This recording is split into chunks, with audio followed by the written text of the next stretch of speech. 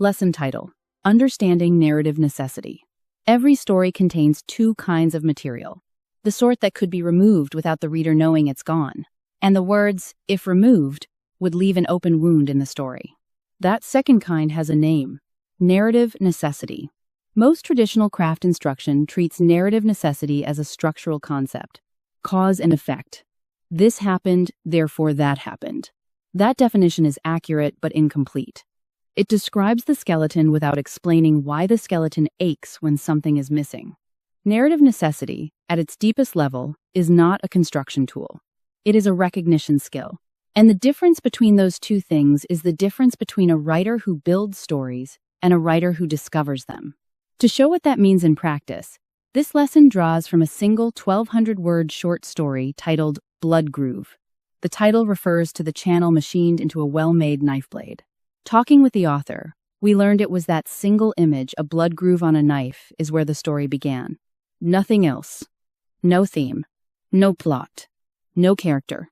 One concrete, tactile, slightly sinister detail. Everything that followed grew outward from it, the way rings expand from a stone dropped in still water. Here's how the story opens. Tonight, I'm surrounded by the slow, steady shick, shick, shick of steel against whetstones. There's no talking. Of what I possess, the cleanest thing I own is my knife. If you're naked and have a good knife, you can survive. When I was 5, my most prized possession was a ragdoll soldier my mother made. It remained a comfort, a treasure, long after one of the eyes had fallen off. I remember searching for days to find it. There we have two images placed in immediate tension: a knife being sharpened in silence, a ragdoll soldier with a missing eye. Neither image explains the other. Neither is decorated with meaning. They are simply set side by side, and the reader's mind does the rest, reaching instinctively for the story that connects them. That reaching is narrative necessity at work on the reader. The writer placed two true things in proximity and trusted the tension between them to generate its own gravity. This is what the rule show don't tell is actually reaching for, more accurately stated as describe, don't explain. The knife and the ragdoll are described. Their meaning is never explained. The reader is not told what to feel. The reader is handed two objects and pulled forward by what lives between them. Notice what else is not in this opening. There is no explanation of the world. No backstory delivered as information. No announcement of theme. The reader lands inside a sensory moment and is immediately pulled forward by questions the story has not yet answered. Who sharpens knives in silence with others? Why is a clean knife the measure of possession?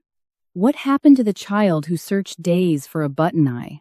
Every element earns its place by creating something the reader cannot yet release. Now let's look at Excerpt 2, the father's 3 lessons. During a short rest, he said, "I want you to take 3 lessons away from this.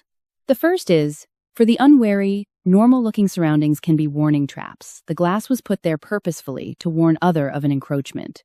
The second is they're running low on manpower, relying increasingly on sensors and automatics." "What's the third, Papa?" I asked. He looked away and moved his right hand, placing his palm against his chest. Under his clothing, against his skin, he guarded the locket holding the last remaining picture of his wife, my mother. His eyes locked on some faraway place I could never see. The third rule is to always have 2 exit routes other than the approach. Moving backward can be deadly. Here, the father delivers 2 tactical lessons cleanly and directly. Glass placed as a noise trap. Depleted manpower favoring automation. Both are necessary. Both do their job. Then comes the third lesson. And everything changes. Register the emotional and tonal frequency at which a passage speaks. Before the third rule is spoken, a hand moves to a chest. A locket is described. Eyes go somewhere unreachable. The reader absorbs all of this before a single word of the lesson itself arrives. The third lesson is tactically identical to the first 2. Always maintain 2 exit routes. But the reader does not receive it as tactics. The reader receives it as grief made into instruction.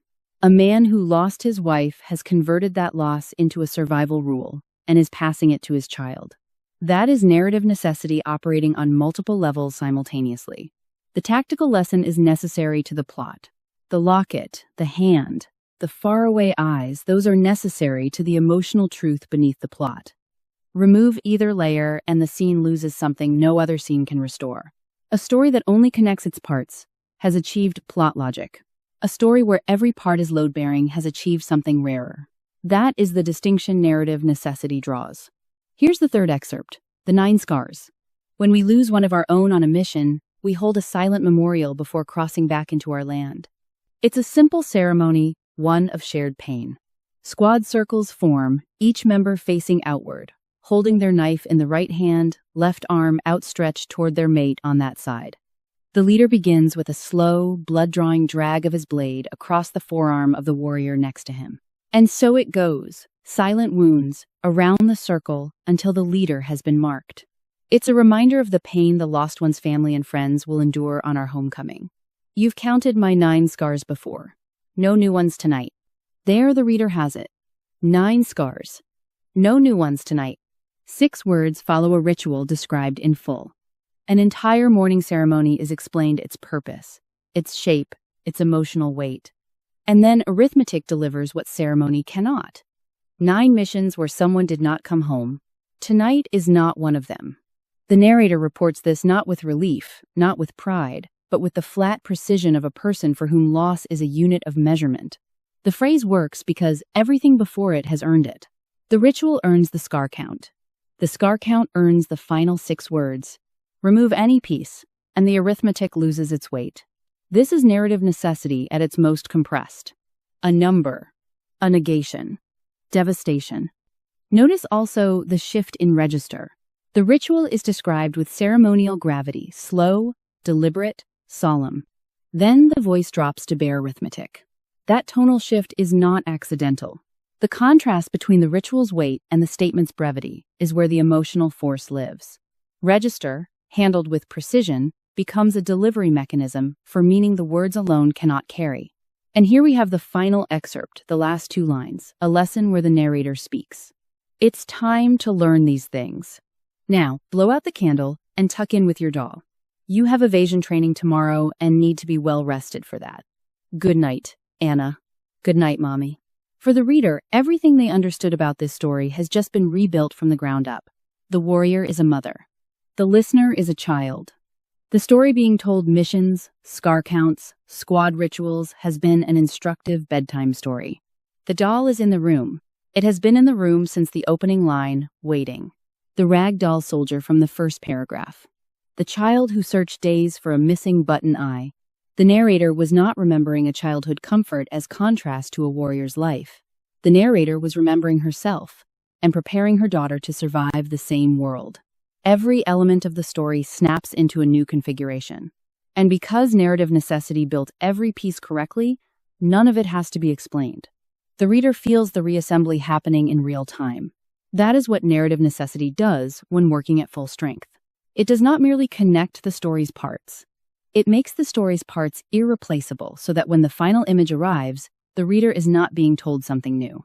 The reader is discovering what was always true. In closing, remember, a story built on narrative necessity is not a story where everything connects. Connection is a lower bar. It is a story where everything is load-bearing, where removing any element would not merely leave a gap, but collapse something essential. The skill is not learning to build that way from the outside. The skill is learning to recognize it when it has already been built from the inside in the flow, in the discovery writer's instinctive reach toward the next true thing. The blood groove on the knife was one image. The story knew what it needed. The writer followed. That is narrative necessity. And it cannot be faked. It can only be found.